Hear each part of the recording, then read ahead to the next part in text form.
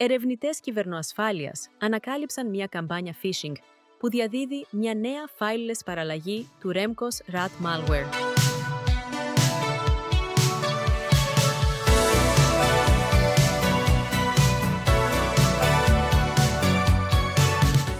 Ερευνητής της Fortinet λέει ότι κυβερνοεγκληματίες χρησιμοποιούν το Remcos Rat malware για να συλλέγουν ευαίσθητες πληροφορίες από τα θύματα και να ελέγχουν εξ αποστάσεως τους υπολογιστές τους για περαιτέρω κακόβουλες ενέργειες. Η επίθεση ξεκινά με ένα phishing email που χρησιμοποιεί ως δόλωμα μια υποτιθέμενη παραγγελία.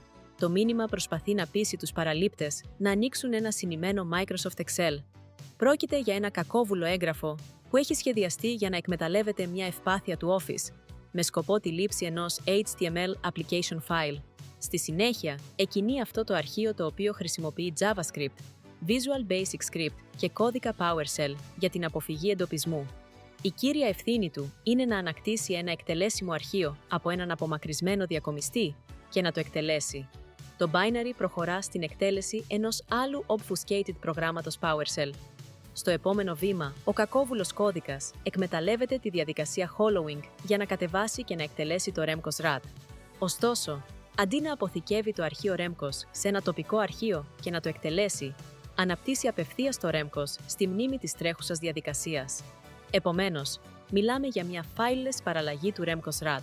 Το Remcos Rat συλλέγει διάφορες πληροφορίες από τον παραβιασμένο υπολογιστή, συμπεριλαμβανομένων των metadata του συστήματος, και μπορεί να εκτελέσει οδηγίες που εκδίδονται εξ αποστάσεως μέσω ενός διακομιστή εντολών και ελέγχου. Αυτές οι εντολές επιτρέπουν στο πρόγραμμα να συλλέγει αρχεία, να τερματίζει διεργασίες, να εκτελεί εντολές, να διαχειρίζεται υπηρεσίες συστήματος, να επεξεργάζεται το Windows Registry, να καταγράφει περιεχόμενο στο πρόχειρο, να τροποποιεί την ταπετσαρία της επιφάνειας εργασίας, να ενεργοποιεί την κάμερα και το μικρόφωνο, να κατεβάζει επιπλέον payloads, να καταγράφει την οθόνη και άλλα. Για προστασία από Rat malware, χρησιμοποιήστε antivirus πρόγραμμα, ενημερώστε το λειτουργικό σύστημα και όλες τις εφαρμογές σας, χρησιμοποιήστε ισχυρούς κωδικούς πρόσβασης, προσέξτε τα emails που λαμβάνετε, ειδικά αν περιέχουν συνημμένα, και ενημερωθείτε τακτικά για τις νέες κυβερνοαπειλές, για να αντιδράτε αποτελεσματικά.